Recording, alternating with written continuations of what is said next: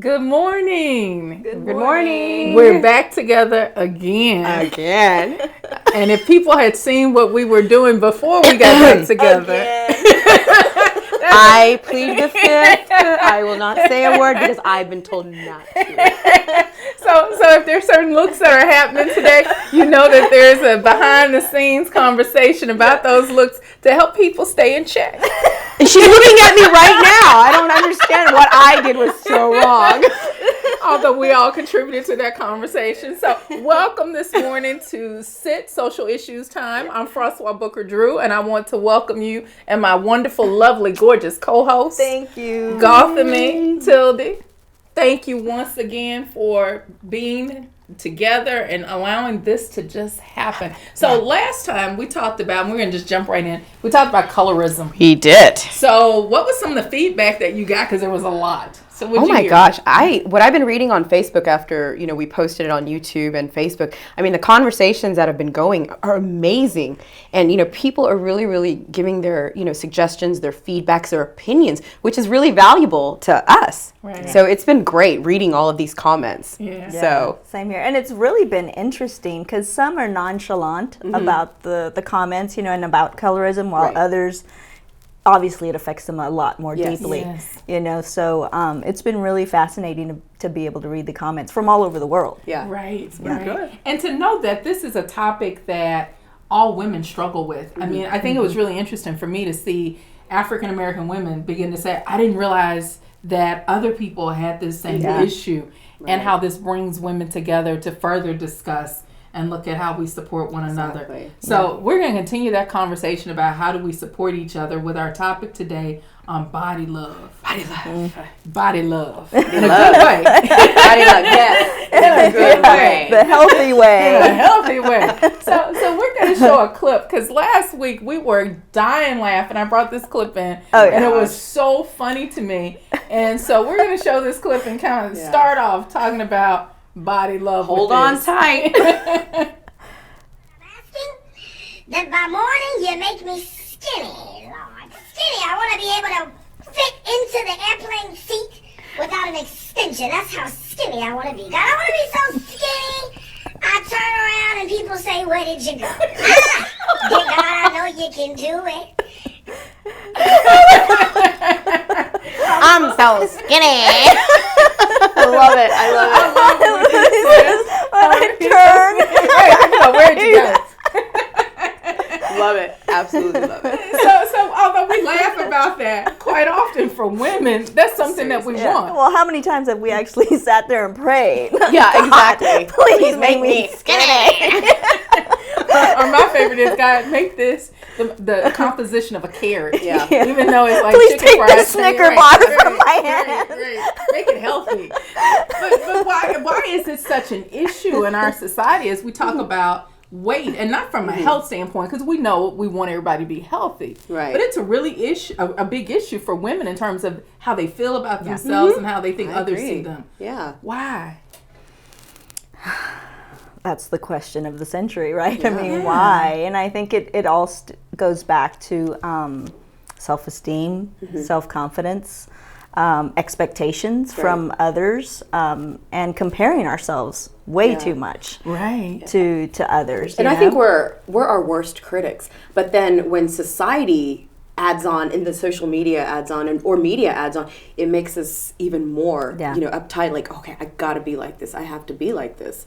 And we just need to be who we are. And, we succumb to the pressure, right? Yeah. Whether it's our friends, family, or the media, of what perfection or attractiveness may seem to be for others, instead of feeling healthy.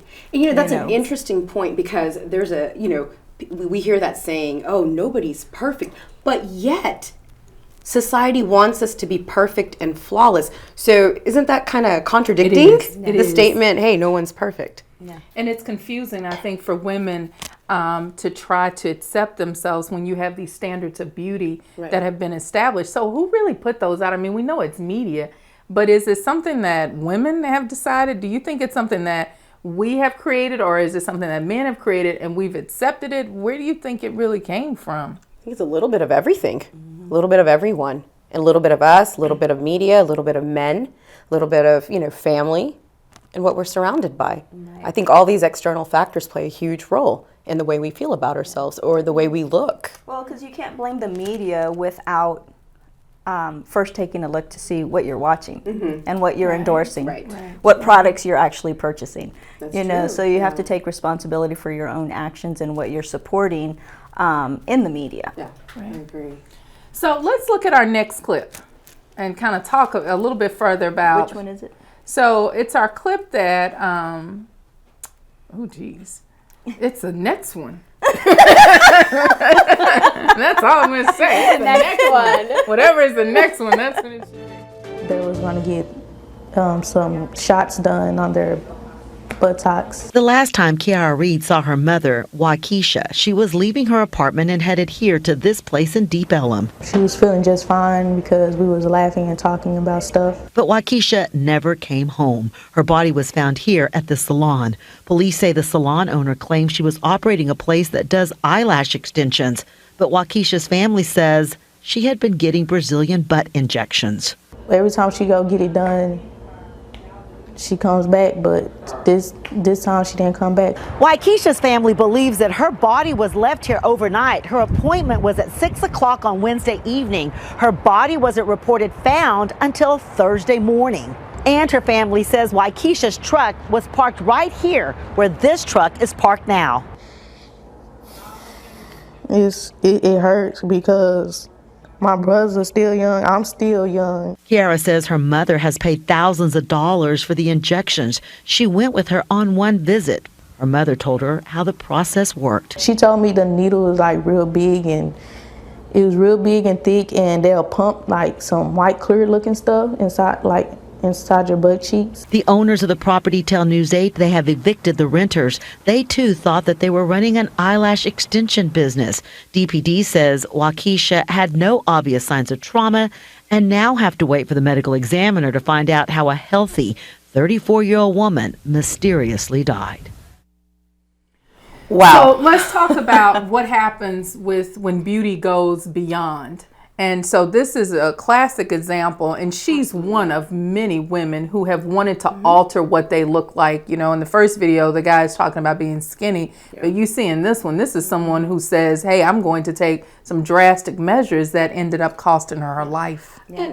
And this is so extreme, and I think it's very important for us. Whatever you do, however you want to change your body, that's your prerogative. But you have to understand, for every action, there's a reaction. So my advice is to really do the research and see what kind of effects, what kind of adverse effects these procedures are going to have. And as this video clearly stated, this woman went through hell. Mm-hmm. Yeah, I can't even imagine. I mean, she was 34 she's years so young, old. and it's very heartbreaking. Yeah. Because what kind of message are we sending out to the young girls out there? Right. Exactly. Well, and the thing that's so concerning to me about this is the health impacts, because a lot of these folks who are doing the black market injections are getting things put in them like Fix-A-Flat.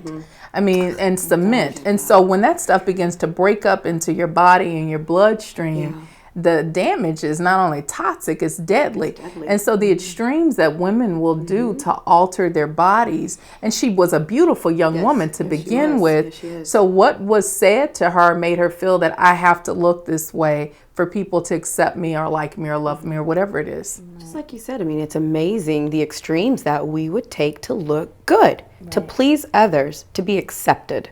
Yeah. And go to a black market kind of place, to get those things, and to sacrifice your health in the process, to be willing to sacrifice your health in the process. And because of this, now you have to question everywhere you go and, ensure that this is legit. Am I getting the procedure that I want, and what's going to be inside this injection? And that's sad, and it's very extreme. But to me, what makes someone even want to go to those extremes without even looking at what's in the injection? I think what internally says that what I have is so wrong. I think because you want the need to look good, the need to be accepted. I think we internalize some of those things, and we want it so bad that we go to that extreme and do what we do. And I also think it's a mentality of I'm not enough. Yes. as I am. Right. You know, and that mentality, I think, is what, you know, the plastic surgeons make a fortune on.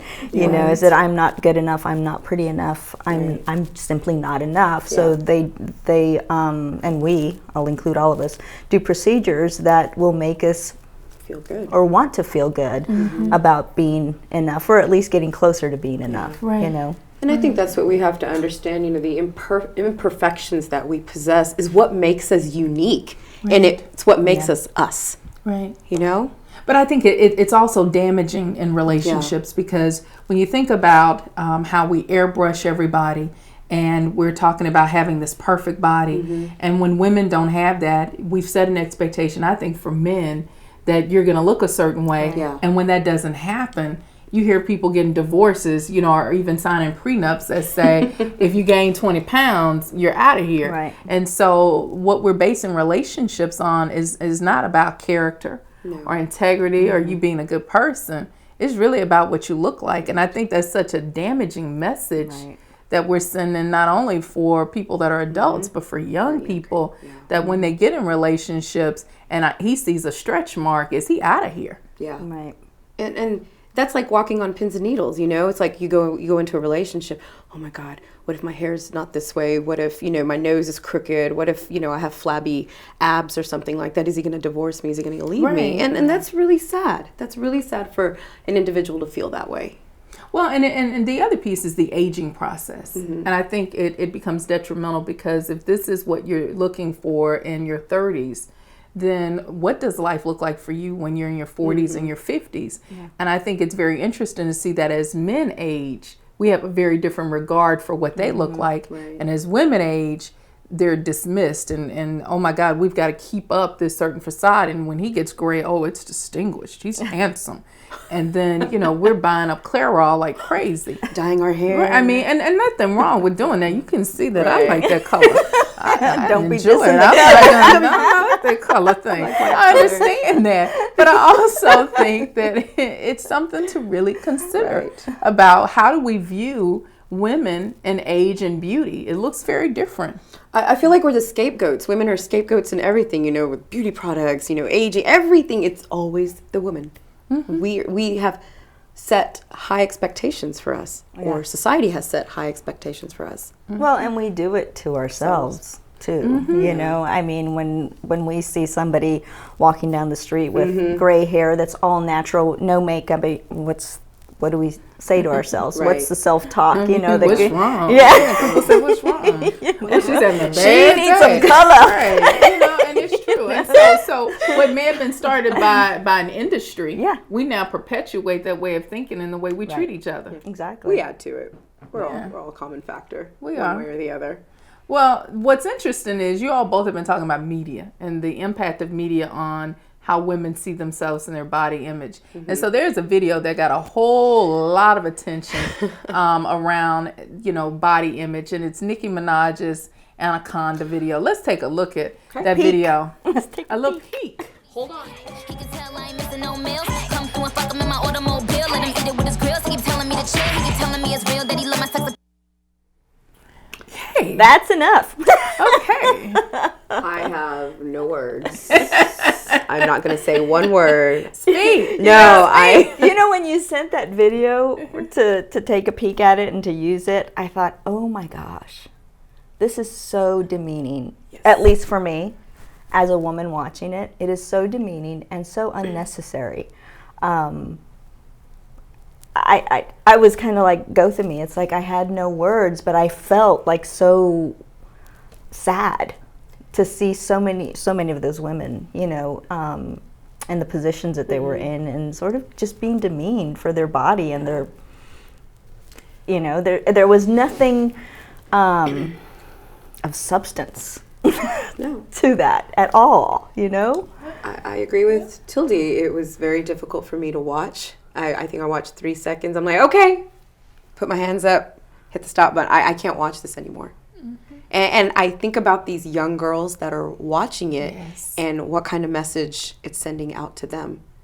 I mean, or the 34-year-old who had those injections. Exactly. Yeah. And what do you say, though, to the contrary? Because a lot of younger women and women will say, well, that's just self-empowerment, you know, to be able to go out there and shake my booty if I want to shake my booty, and to show things that I want to show. You know, who was it, Miley Cyrus and her, you know, recent stunts and stuff. So what do you say to somebody that has that kind of attitude, like I'm taking charge of my own body, you know? Yeah. Well, and that's been the debate around this, is that it's the ownership of one's sexuality. And so Nicki Minaj put up a tweet at one time where she had gotten a lot of criticism for the video. And she said, so what's the difference in women posing in Sports Illustrated and no one is saying anything to them? And that's a little bit provocative. So what's the difference between what I'm doing? And I was like, wow, okay, very interesting to look at how women are sexualized and made to be objects, you know, in this, but are we participating in that? And I think for me, the issue becomes, do we have to use our bodies to get our talent across? Because she obviously, you know, especially in this newer album, she's been able to, well, I'm getting old, they don't say albums anymore, and her newer music, and they don't say that anymore. My daughter gets at me, Mama, nobody says album. Don't show your Nobody says that the album. I want to turntable it out. I'm sorry, the album. CD, MP3 player. So in the latest way that people listen to music in the world. So proper MP3 player. MP3. That stuff. You know, you can see that she's evolving and her music is becoming more about, you know, not all, but some things she talks about, you know, when she had an abortion and the impact that had on her life. So it to me, it says, did she have to do the gimmick in order for people to now listen to her being serious? And so is that what women have to do, is I've got to do the gimmick and put on all of this stuff so that you will ultimately engage me and maybe you'll see that I've got something to offer. Well, and that seems to be the trend, though, when you look at Madonna and, you know, her Like a Virgin tour, which was, I think, her first tour. And how she's kind of, you know, gradually evolved. Right. Lady Gaga, same thing, you know, shock and awe, and now a little bit more tame. Actually showing that she's got this amazing voice, you know. She does. And she's beautiful. Always had it, but to be able to focus on it now instead of the shock and awe. And then you take Nicki, for instance, you know, that. So is it a smart way for them as entertainers to use the shock and awe, use their bodies, and then how seriously will they be taken? Yeah. Trying to go now into women's empowerment, you know? Right. You know, what's interesting is, you know, we're talking about the gimmicks. I wonder if these entertainers ever think to themselves, is there another way I can portray myself but yet feel empowered? I always wonder that. But I don't know if they can, because you've got an industry that's behind it that's saying, I'm not interested in you telling me these stories about how, you know, hard your life was unless you come out on stage and cut your arm off or something. I mean, it has to be something crazy to do it. And so I wonder if the machine pushes them where they really don't have a choice. And for women artists, quite often, it's money. And so if you look a certain way, we've got to push that out. And if you don't, we got to come up with some kind of gimmick. And so I think the industry pushes that. When do women start to go, we want something different? Because women are listening to her. It's not just men. Yeah, and looking. Yeah, and wanting to be like that. So there's another celebrity who's also been in the news quite a bit for her body. Let's look at this clip. So when Kim did this, Kardashian did this recently, it did break the internet because people were going nuts trying to download these pictures of her with the glass on her behinds, and so it was huge. What do you think about that? It's art. It's art. It's art. Isn't that what everyone was saying? It's art. I heard something else. Right? Yeah, I heard something else. I heard it's art, ladies. It's art, okay? I don't know what to say. I think she's a beautiful, gorgeous woman. I just think she can show beauty in some other way versus her entire derriere covering the entire screen. Sorry. Kim's life is interesting to me, and their whole family is interesting to me because it speaks more to me about society than it does about them. Yeah. Because how do you become famous for really not doing anything. I mean, their show on E, they've been able to get so much money. You know, her mom has done a job of being able to really get them, you know, a lot of deals and endorsements. But they really didn't start out being singers and writers and having any kind of talent. Not to say they don't, I don't know. They're just beautiful. But and so that speaks to me volumes about how you can get successful and famous in this society, and the implications for young girls going, if I just do a sex tape like she's done, it'll get me places. Right. Yeah. And I think it's detrimental. Well, it sends the wrong message, you know, of, I think, in my opinion, the wrong message of how to empower yourself and how to make a living, you know, and it's just detrimental to self-esteem and self-confidence in younger girls, whether or not they choose to take responsibility for that. Right. The Kardashians, you know, still doesn't make it false. You know, it's true. They are role models for a lot of younger women and girls, and to not take responsibility for that, I think, is an injustice for what they're doing. You know. Well, I see her too. She's a mom. And so what does it say? Her daughter is gorgeous. What does it say for North when she grows up that this has been mom's background? But then the other thing I think we have to ask ourselves, would we be having that conversation if men were doing that? Yeah. I mean, if Matthew McConaughey put a glass on his butt, I would be interested in seeing what that probably look like. Didn't he do that in that movie? I mean, but would we have the same movie? I know, like go home and start looking for it. But I mean, really, would we have the same kind of response if men were doing this as we do for women? No, because that would be really art. It would be art. That would be art. It would be an No, I don't think they would get the pressure that women would. I think there's a double standard there. You know, they would just, that's a hot picture or something. But if it's a woman posing, like, oh my gosh, she's just, you know. And so we do that to each other. What do you think? You think different? I think that, first of all, if a guy put a glass on his ass, it would probably be seen as comical. Ridiculous. Yeah. You know. Okay, it's like, okay. Right. Yeah. And no big deal, you know. It would probably go viral, you know, if you had a celebrity doing it, but it wouldn't have the same stigma, you know. Same effect that, you know, Kim Kardashian's photo had.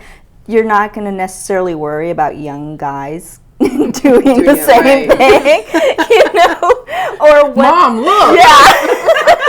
I can balance. Time to go to the circus. That private school tuition is paid off. Look what I learned in prep school. It's different. True. Oh my goodness. You know, so I don't think it's the same. I don't think that. We're treated differently. We are treated differently, and there's no way to get around that. You know, it's not to say that they wouldn't get some criticism. Men wouldn't get some criticism, but I think for the most part, we'd be easy on them, much easier on them.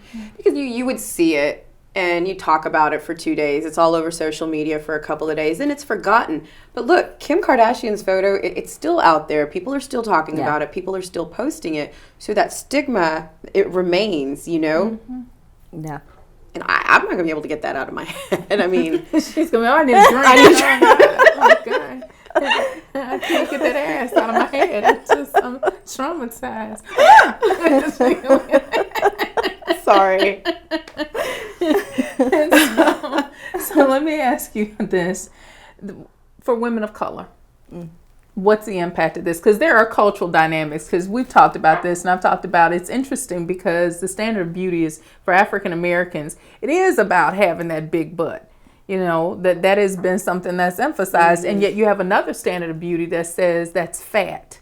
And so it's very interesting to watch culturally what beauty looks like and the impact it has on women. And so I think as a woman of color, it's trying to figure out, where do I fit into all of this? Because here's this larger standard, and yet there's this community cultural dynamic that I'm trying to navigate my way through that too and be accepted in both. Right. Well, and from a media standpoint, you have BET, right? Right. Black Entertainment Network. And then you have Univision and Galavision, which is primarily Latino networks. And on those networks, I can tell you, on the Latin American networks, women are voluptuous and, I mean, just absolutely gorgeous. They're always showing skin. you know, and on the news. Right. You know, they're beautiful women, but they are sexualized in almost every aspect, you know, from the novellas, which are the soap operas, you know, and things like that. And I haven't seen one show yet that actually curbs that a little bit, you know. I mean, it's just overly sexualized, and also where men are still machismo and, you know, take charge. And there's very little, from my perspective and what I've seen, so don't send me hate mail. From what I've seen, there's not enough women's empowering roles in the Latin American community and on Univision and any of those channels that I've yet to see, at least. Right. Well, and I would say BET is interesting because it's been bought by Viacom.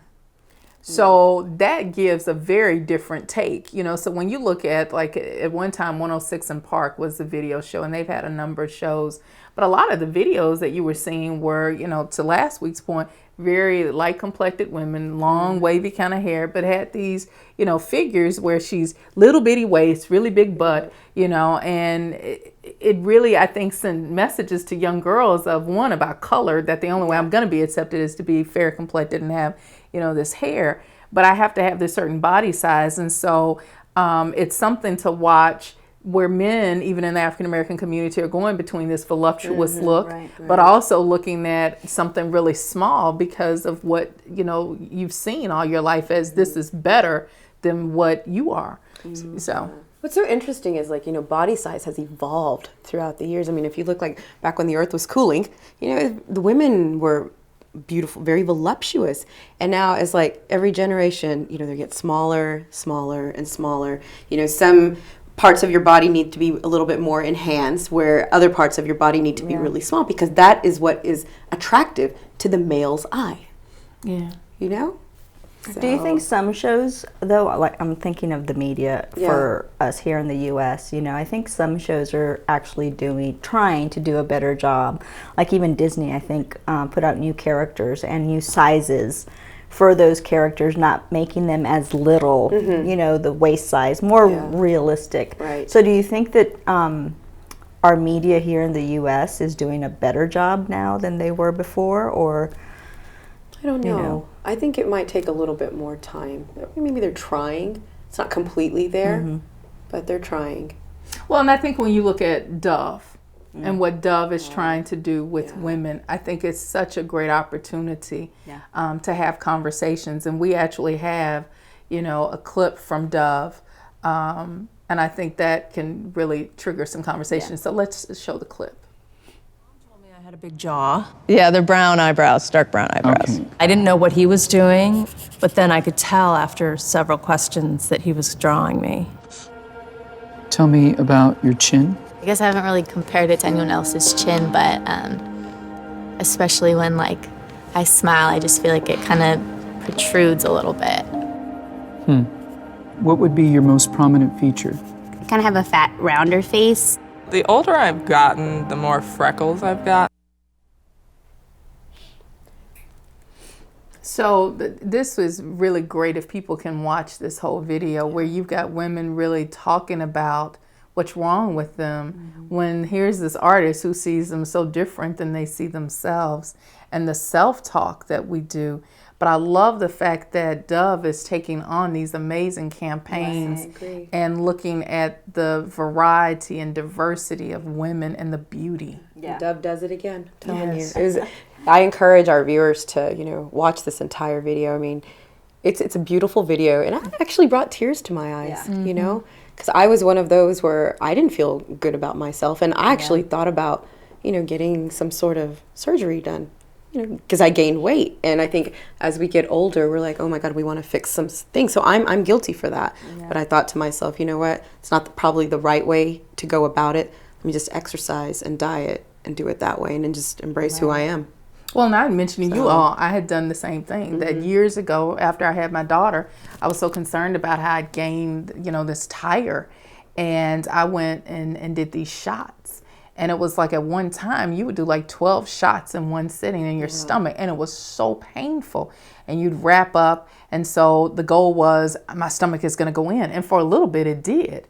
But I mean, you had to keep doing these shots, and at some point I woke up and it's like, okay, to do this kind of drastic measure, to be able to look a certain way. And it wasn't that my husband was saying I needed to do this or anyone else in my family, but it was because I felt that there was something wrong.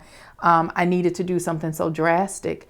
And to think of how women do that all the time, and we really don't have honest conversations about how we have felt that I didn't feel good enough, that there's something wrong with me, when it's just a part of the process of living. You know, I think the real danger here is that we've all been there to where we think we need to lose weight and it's going to make us happier and, you know, all this. But I think the danger is not becoming happy with ourselves prior to doing any of that. Right. Yeah. You know, because it's obviously you can lose 20, 30 pounds and still not be happy with yourself. Right. You know, so I think there comes a point in time to where we have to say, okay, I do love myself. Yeah. Right. Just as I am. And when you reach that point and then start to get healthy, you know, is so much better for us than to say, when I lose 20 pounds, you know, I'll be so much happier. Right. Yeah. You know, I mean, there's a mindset, a mind shift that has to happen prior to doing anything that you want to change about yourself. You know? It's so interesting you say that, because a friend of mine and I had this conversation about him being overweight as a kid. And he said, I've always been a fat kid in a fat person's body. He said, and even when I lost weight, I was still a fat kid in the smaller body. And I was like, wow, I never thought about that. He said, my mentality was always there was something wrong with me. He said, and if I could really begin to start looking at myself in a different way and appreciating who I was, regardless of the size, my mentality would have helped me lose weight. But it's based on how I feel about myself. And I think you're so right, is how do we help people begin to start looking at whoever you are? Right. There's something of value and good with that. And there are things you can do to change it that are healthy and will not kill you. Yeah. But in the meantime, you got to love who you are, because even with the weight loss, if you don't love you, you're going to find something else wrong. Right. Yeah. And if you have that inner happiness, you know, that confidence builds. And once you're comfortable and you're confident, you're going to present yourself as you are. Right. Right. And I think that's, you know, what whole loving your body is about. Right. Because how many times, I mean, Francois, I mean, you walk into a room and you exude confidence and beauty and, you know, and, you know, you do. And so for me, as somebody I admire, you know, it doesn't matter what size you are. It's in how we carry ourselves and that confidence level and the beauty that we radiate from the inside out, right? And I love you. You know that, you know. You wake up, sisterly love. But it takes some getting to that place of seeing yourself as more than what you look like. And I think that's the challenge is for women. How do you begin to see yourself and love yourself, you know, for who you are, and that there is no one else like you on the planet? That in itself should be celebrated. Absolutely. And that's why you can walk into a room, any room, and have that confidence because you love yourself. Right. I mean, you know who you are. And that exudes from every cell in your body, you know? Well, and also recognizing that all of us have insecurity. Yeah. And I think even the most confident person, there's a level of insecurity where you wake up some mornings and go, I need to go back to bed because that's not working for me. I mean, I think all of us have those moments where you're questioning who you are. I think it's how do we do that in community and support each other and go, girl, been there, done that. Let me tell you how I got through it. Yeah. Exactly. And you both know who Melissa McCarthy is, right? So apparently she got nominated for an Oscar, I can't remember this year or last year. Well, she contacted a number of fashion houses in Los Angeles and they refused to make her dress. I know you're talking about. One fashion house decided to. So because of that, she was inspired and she started her own fashion line, which is going to be released fall of 2015. And it's not a line where she says it's for all sizes. She says it's for all women. Nice. Which I think is beautiful. It is. Yeah. So So we're going to close out with the last video, which is the Lane Bryant video that just came out, I think, this past week. And it's been getting a lot of rave reviews. Oh, okay. So we're not going to come out with that video. We're not going to close with that. Oops, I'm sorry. Spoke too soon. So I think they're working on it, aren't they? Anyway, so let us continue our conversation. Since we're going to be wrapping this up, let's talk about what is the call to action. So what do women take from this? That we've had some great dialogue about body love. What do women do now? Now I'm feeling loved and inspired. What's the next step for me? What do I do? I think we need to talk about it more. We need to talk about it. We can't, these issues such as body love, we shouldn't keep it to ourselves because we're here to help each other, right? Yeah. And we need to first talk about it and accept this is what it is. And if we're going to go to that extreme, I want somebody to listen to me and tell me, am I doing the right thing? Am I overdoing this? Or can you tell me that, no, you're fine just the way you are. You don't have to go to these extremes. So I think ongoing conversation about this would do world of good. Yeah, and lifting each other up, When we do hear somebody have that negative self-talk, is to lift them up and encourage them or love them if they can't love themselves in that instant, Right. Now I'm saying, why? You're gorgeous. You're gorgeous. Exactly. Well, and I think when we begin to fill ourselves up with the positive, I think we're going to radiate that to other people. And so how do women begin to start filling themselves up with a diet of things that encourage and inspire versus one that tears down and demeans? I think that's when we'll begin to see the difference and see more women loving themselves. And even in that, you'll begin to start changing the way that you eat and look. I remember one lady talking about cells, that, your body creates these layers in a way of protecting you. And so I think we have to dig deeper and begin to go, what am I afraid of? What am I protecting myself from? And begin to start having the conversations and digging deeper so that we can get where we want to be. Right, exactly. I totally agree. Well, ladies, thank you for a wonderful show. Yeah, even though I called in videos that did not exist. We forgive you. I'm trying to play like I'm God. Call things as if they're not. So I'm play sorry. that Nicki Minaj video again. We'll go out twerking. I don't think I'll look like that if we did that. I'd be like, shut it down. That's not good body talk. Yeah, that's not My good body booty talk. just doesn't look like Nikki's booty. And that is okay to have a different booty than Nikki. Thank you all for a wonderful show. Bye-bye. Thank you.